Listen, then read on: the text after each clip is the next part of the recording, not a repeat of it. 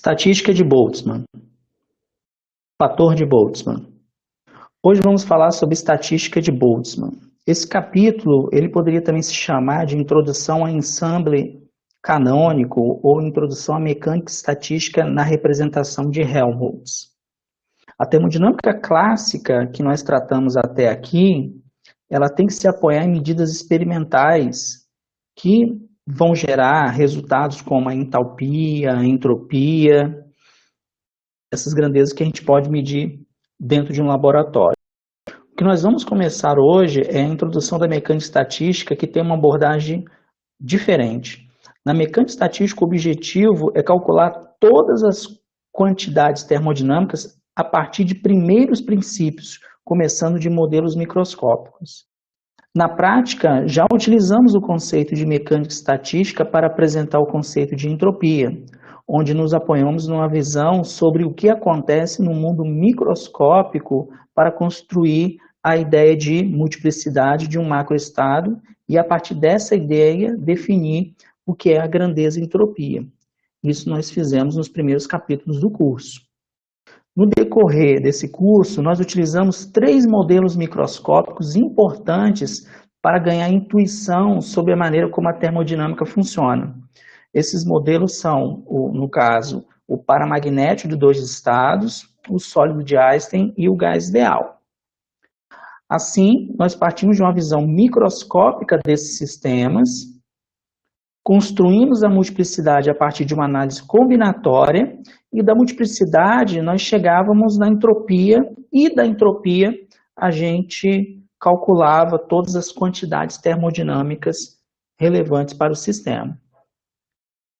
Assim, vale lembrar que se construímos para um sistema físico a entropia como função da energia, do volume e do número de partículas, então o que nós temos, na verdade, é uma equação fundamental, que nos permite obter a termodinâmica do sistema.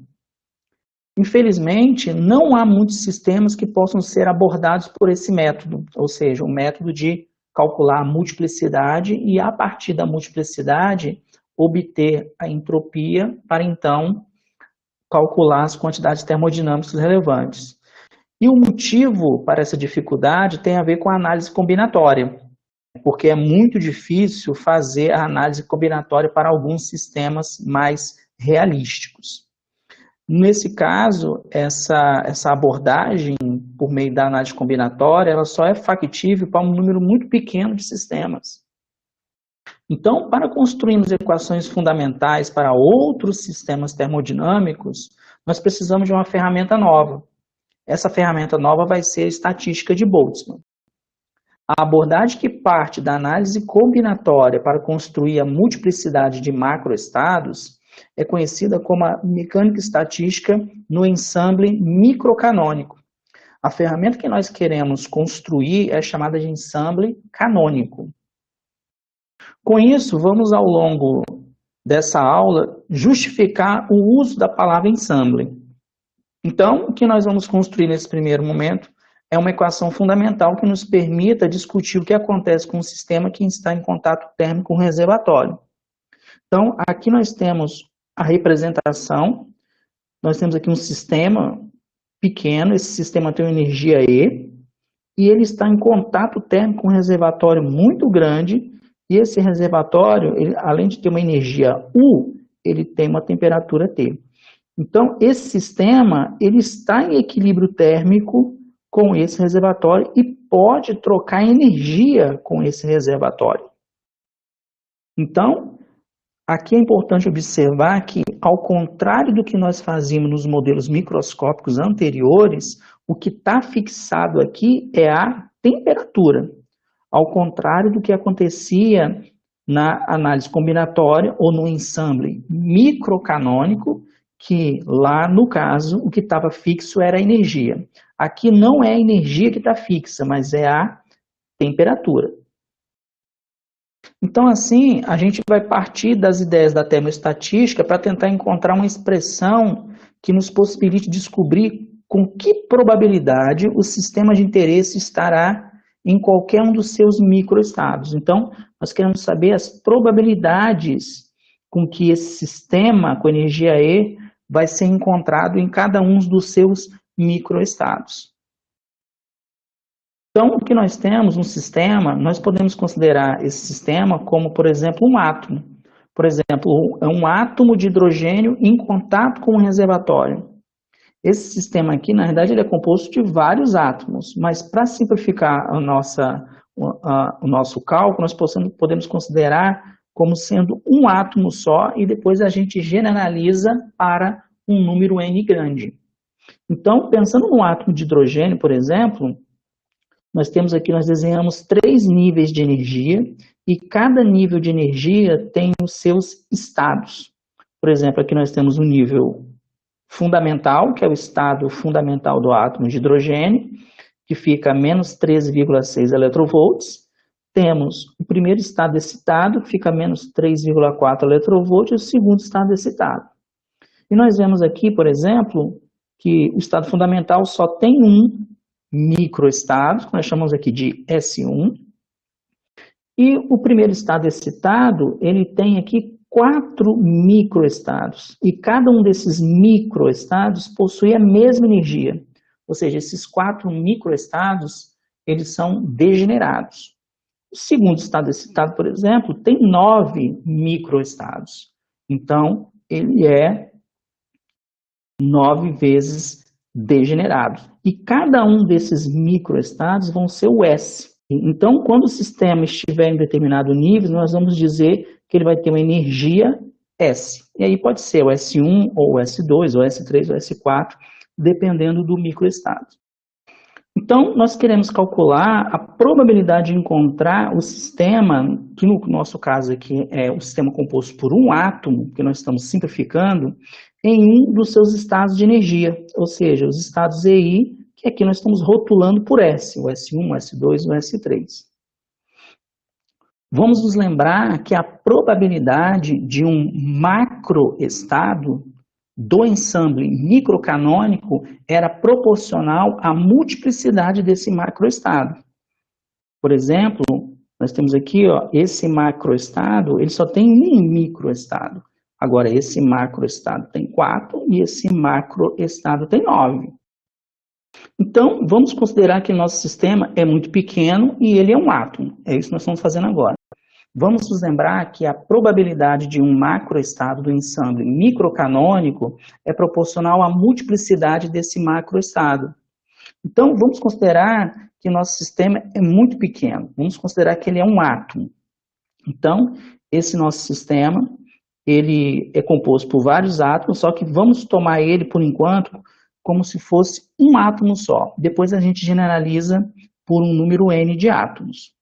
Então, vamos nos lembrar que o átomo ele pode existir em algumas configurações especiais, pois ele possui um conjunto discreto de estados estáveis. Por exemplo, o átomo de hidrogênio, ele pode estar no estado fundamental, que é o mais baixo de energia, que está aqui, ó, menos 3,6 eletronvolts. Além do estado fundamental, o átomo de hidrogênio pode também estar em outros estados excitados. Aqui nós temos o primeiro estado excitado, 3,4 eletronvolts, e o segundo estado excitado, menos 1,5 eletronvolts. Esses estados excitados possuem energia maior do que o fundamental. Esses níveis excitados, na verdade, eles correspondem a diferentes estados. Então, o primeiro nível excitado do átomo de hidrogênio está associado a 4 estados distintos, como nós podemos ver aqui, ó. Então, podemos pensar no nível de energia como um macroestado. Então, esse nível aqui é um macroestado, esse aqui é outro macroestado e esse aqui também é um macroestado. No caso aqui do primeiro estado excitado, nós temos 4 níveis diferentes, com a mesma energia. Então, vamos tentar descobrir com que probabilidade o nosso sistema, que é o átomo de hidrogênio, vai ser encontrado em um desses estados, em qualquer um dos níveis desses estados, nível fundamental ou qualquer dos níveis excitados. Então, nós vamos dizer que o átomo pode estar em qualquer um desses estados e nós vamos chamar esses estados de S1, S2, nós vamos rotular esses estados por S1 e S2. Vamos primeiro determinar com que probabilidade esse átomo estará em cada um desses estados possíveis. Assim, como o conjunto ele está isolado do meio externo e eles só podem trocar energia entre eles, então nós podemos dizer o seguinte, que quando o sistema está no estado S1, a energia dele mais a energia do reservatório, o R aqui vai ser a energia do reservatório, tem que ser igual, se o sistema for para um outro nível, por exemplo, nível S2, a energia dele no nível S2, vai, somado com a energia do reservatório no nível, quando ele está no nível S2, tem que ser igual ao que era antes. Ou seja, ele só pode trocar energia com o reservatório. Então, o que ele ganha de energia é o que o reservatório perde. Então, essas energias, por conservação de energia, tem que ser igual. Assim, como o reservatório ele é muito grande, nós vamos calcular agora a razão entre as probabilidades. Por exemplo, a razão da probabilidade de encontrar o átomo no estado S2, dividido pela razão da probabilidade de encontrar o átomo no estado S1. Só que vamos nos lembrar que, como nós temos dois sistemas, a multiplicidade total é o produto das multiplicidades dos dois. A multiplicidade do reservatório multiplicado pela multiplicidade do sistema, que no caso é o átomo. E nós sabemos que a probabilidade ela é proporcional à multiplicidade. Só que vamos lembrar que o reservatório ele é muito grande. Então, se ele é muito grande, a multiplicidade dele é muito maior quando comparado com a multiplicidade do sistema, que é um átomo. Então, nós podemos considerar que a probabilidade de encontrar o átomo, que no caso está representando o sistema, no nível S2, é exatamente igual, proporcional, no caso, à multiplicidade do reservatório quando o átomo está no nível 2. E o mesmo pode ser dito quando o átomo está no nível 1, ou seja, a probabilidade de encontrar o átomo no nível 1 é proporcional à multiplicidade do reservatório quando o átomo está no nível 1. Então, nós só podemos escrever isso por quê? Porque o reservatório é muito grande, nós podemos desconsiderar a multiplicidade do sistema, que no caso aqui está sendo representado pelo átomo. Vamos nos lembrar da fórmula de Boltzmann para a entropia. E daqui nós podemos tirar uma expressão muito importante, porque nós sabemos que a entropia S de Boltzmann é KLN logaritmo da multiplicidade. Se nós exponenciarmos os dois lados, nós temos que o ômega, que é a multiplicidade, é exatamente a exponencial da entropia dividido pela constante de Boltzmann. Vamos lembrar que essa constante de Boltzmann, K, ela vale 1,38 vezes 10 a menos 23 Joule por Kelvin. Esse é o valor da constante de Boltzmann. Então, nós podemos trocar a multiplicidade pela exponencial da entropia do reservatório. Entropia do reservatório quando o meu sistema está no nível S2 e a multiplicidade do reservatório quando o meu sistema está no nível S1 pela exponencial da entropia quando o meu sistema está no nível S1. Com isso, nós temos que a razão entre as probabilidades é exatamente essa exponencial. É a exponencial da diferença entre as entropias. Ou seja, vai ser exponencial da entropia do reservatório quando o meu sistema está no nível S2, menos a entropia do reservatório quando o nosso sistema está no nível S1, dividido pela constante de Boltzmann. E aí nós podemos nos lembrar quem é essa entropia do reservatório. Como o reservatório ele está a temperatura T, então a entropia, a variação de entropia, quando o reservatório ele está a uma temperatura constante, está em equilíbrio, é simplesmente o calor dividido pela temperatura.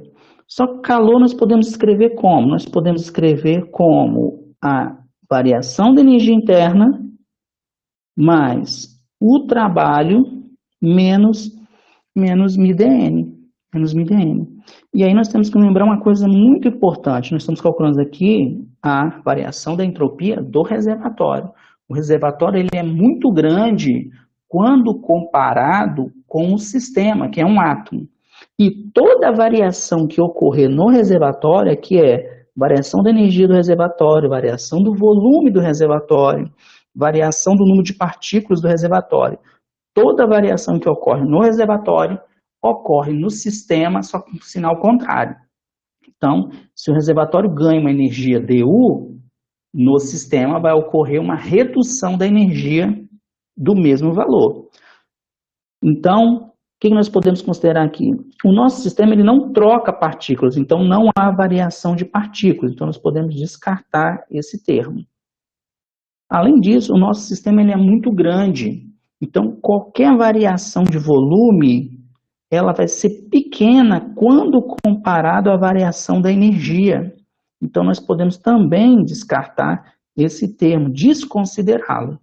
Então, o que nós temos aqui é que a variação da energia, da entropia do reservatório é igual à variação da energia interna, U, do reservatório dividido pela temperatura. Então, agora nós temos que nos lembrar uma coisa muito importante, porque se o reservatório variou sua energia de dU, é porque o sistema variou a sua energia de menos exatamente esse valor, que nós vamos chamar aqui de E, então menos dE, onde E é a energia que o átomo perdeu ou que o átomo ganhou. E aí no final nós podemos fazer o cômputo total da energia. Então a variação da energia do reservatório é exatamente o negativo da variação da energia do átomo. Então, nós vamos escrever como a energia do átomo como E. Vamos nos lembrar que essa expressão aqui é a primeira lei da termodinâmica.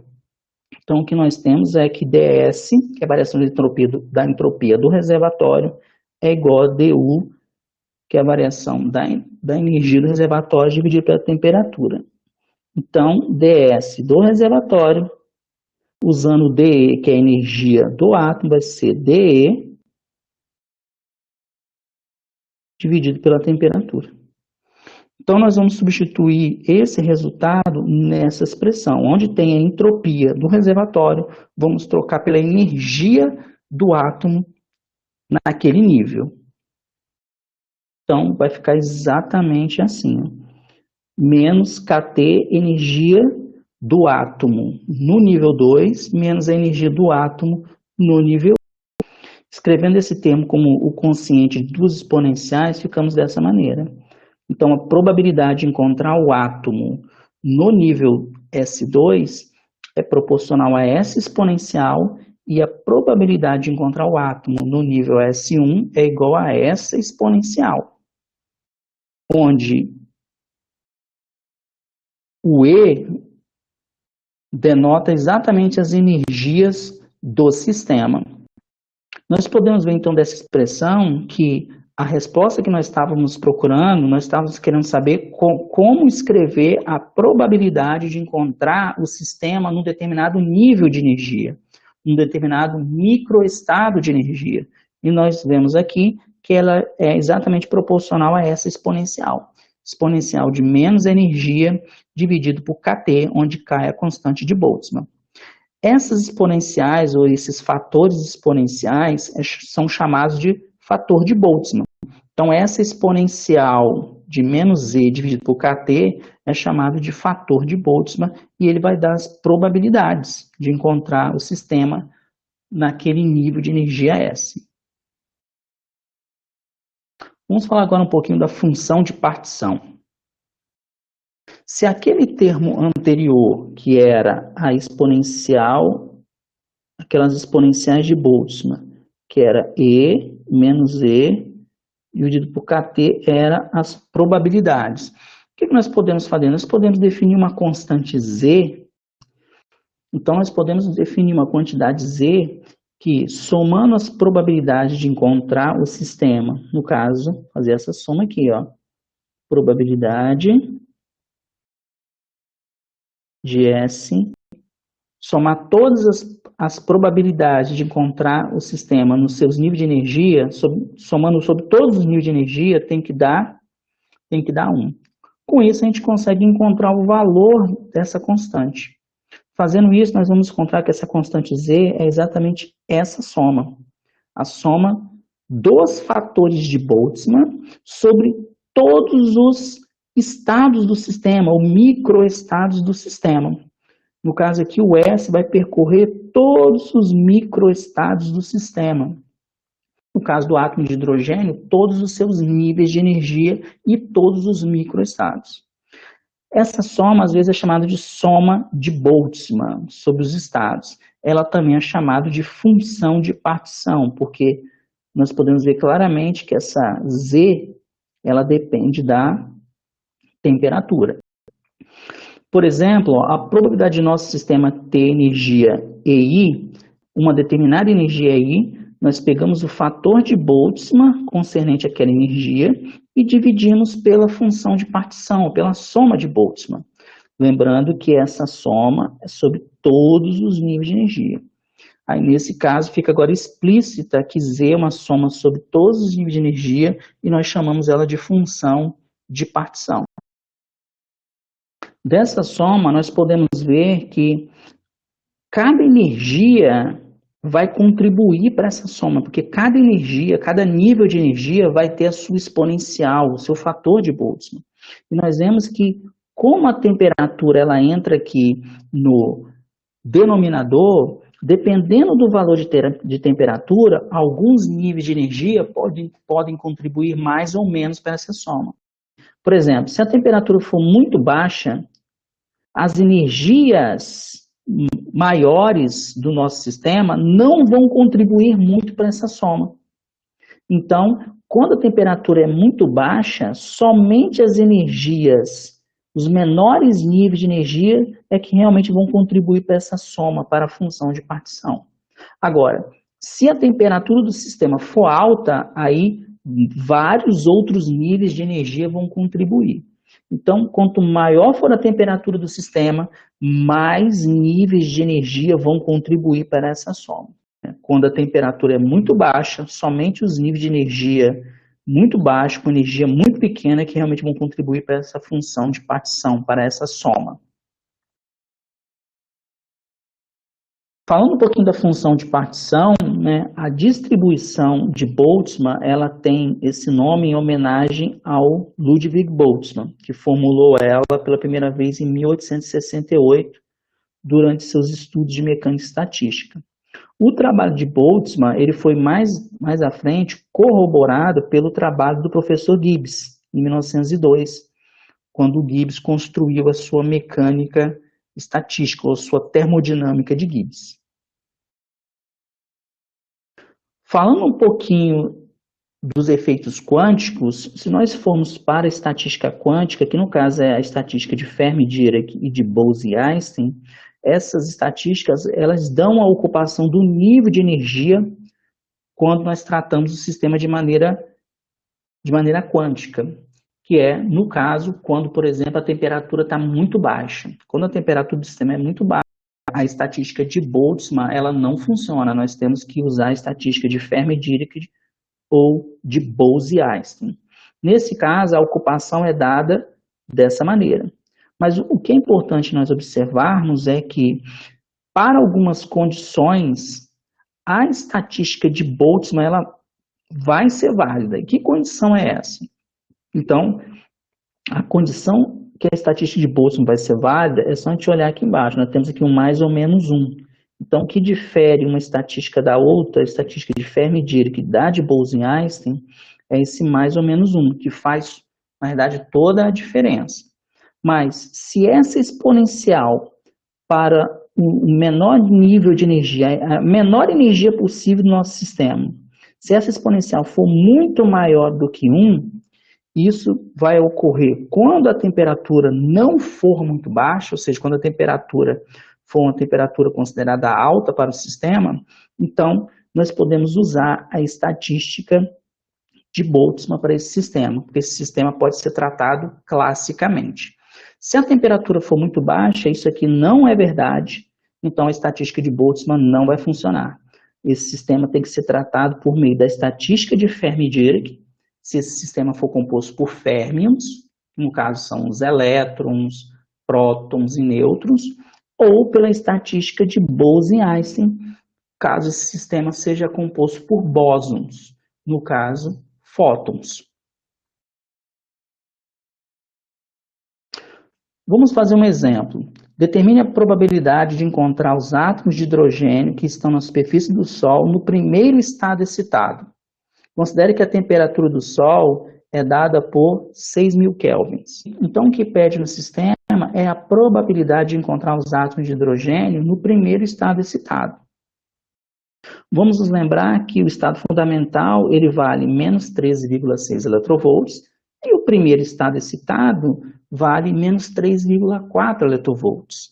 Então, a diferença de energia entre um e outro é 10,2 eletronvolts.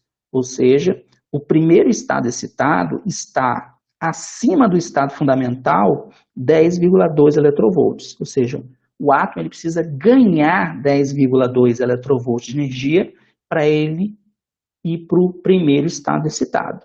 Então, vamos comparar a probabilidade de encontrar ele no primeiro estado excitado com a probabilidade de encontrar ele no estado fundamental. Nós já sabemos que essa probabilidade, que essa diferença de probabilidade é exatamente igual a E menos a energia, vamos escrever assim, S1 menos energia de estado fundamental, que nós podemos chamar de S0. Isso aqui tudo está dividido por KT. Nós podemos chamar esse 1 sobre KT de beta, como nós já chamamos antes. Então, beta é uma maneira abreviada de escrever 1 sobre KT. E esse E de S1 menos E de 0, nós podemos chamar de delta E. Delta E. Então, nós podemos escrever dessa maneira. E aí nos resta aqui calcular quem é o beta e quem é o delta E. O delta E nós já sabemos, vale 10,2 eletronvolts. O beta, como fica? O beta, como nós podemos calcular o beta? Vamos lembrar que beta é 1 sobre KT. Então, KT, vamos lá, K 1,38 vezes 10 a menos 23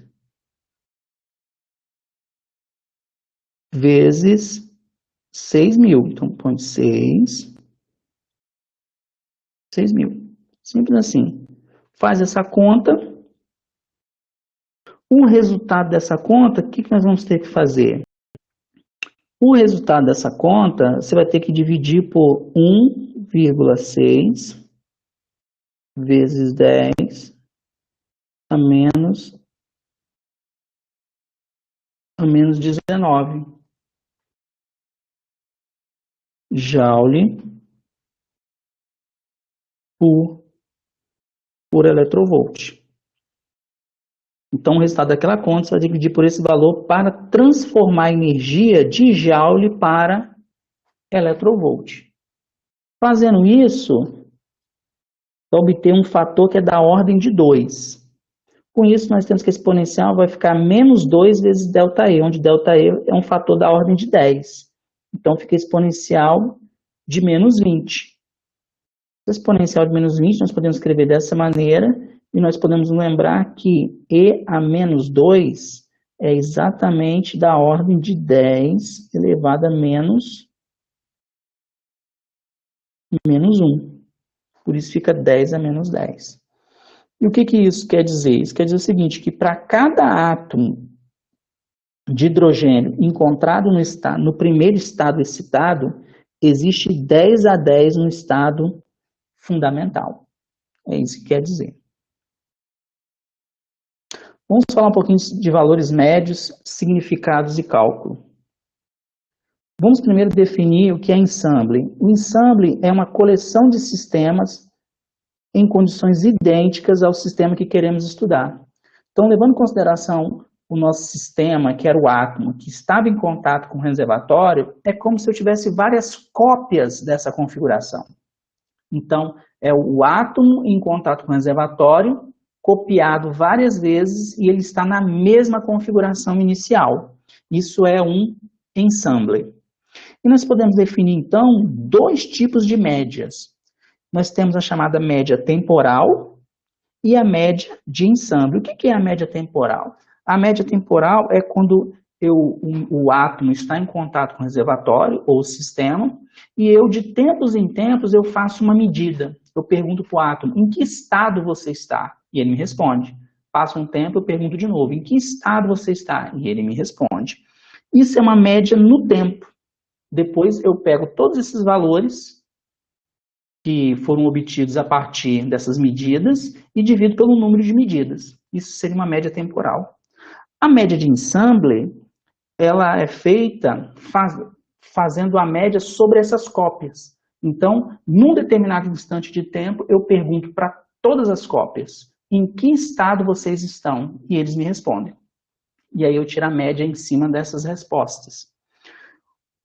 O que nós podemos tirar desses dois tipos de média é o seguinte: o princípio ergódico, ele afirma que a média temporal ela é igual à média de ensemble. Como o próprio nome diz, isso é um princípio. Então, nós assumimos que ele é verdade. Por quê? Porque a gente não consegue demonstrar a sua veracidade. É um princípio que nós assumimos como verdade. Então, quando nós estamos fazendo uma média, é isso que nós estamos fazendo. Tanto uma média temporal quanto uma média de ensemble. Então, se nós tivermos uma amostra agora com N átomos, e NS, por exemplo, é o número de átomos que se encontra em um determinado estado particular, em um determinado microestado particular. Então, a média, a energia média, ela vai ser, como vai se dar essa energia média? Vai ser a energia do estado somado com o número de átomos que estão naquele estado dividido pelo número total de átomos. E a gente pode escrever dessa maneira, ó, o número de átomos naquele estado dividido pelo número total de átomos. Isso é exatamente a probabilidade. Porque quando nós pegamos o número de átomos que se encontram naquele estado e dividimos pelo número total de átomos, a gente está calculando a probabilidade de encontrar um átomo naquele estado. Então, isso aqui, na realidade, são os pesos. É uma média ponderada sobre as energias. Então, é uma média ponderada, onde os pesos são exatamente dados por PS. Assim, o que nós podemos fazer? Se nós substituirmos aqui os pesos, que no caso são as exponenciais de Boltzmann, né, nós temos aqui a exponencial de Boltzmann, onde nós já estamos usando beta como igual a 1 sobre KT, dividido aqui pela função de partição. Então, olhando para essa expressão, nós vemos exatamente que, como a energia aparece aqui embaixo, multiplicando a exponencial, e ela também aparece aqui em cima, nós podemos escrever essa energia multiplicada por essa exponencial como uma derivada sobre o beta. Dessa maneira. Como uma derivada sobre a função de partição, porque vamos lembrar, a função de partição é igual à soma das exponenciais. Então, se eu derivo a exponencial, repete a exponencial, que é a própria função de partição, só que aí deriva esse termo, utilizando a regra da cadeia, com relação a beta, aí cai o menos E. Por isso nós temos que colocar esse menos aqui na frente. Então, nós podemos escrever essa média como essa derivada. Então, é assim que nós vamos calcular o valor médio da energia. É 1 dividido pela função de partição e derivada da função de partição com relação a beta. O valor médio de qualquer outra grandeza ou variável, no caso aqui nós chamamos de x barra, vai ser calculado da mesma forma. O valor dessa grandeza naquele determinado estado, multiplicado pelo peso. E aí nós podemos abrir dessa forma.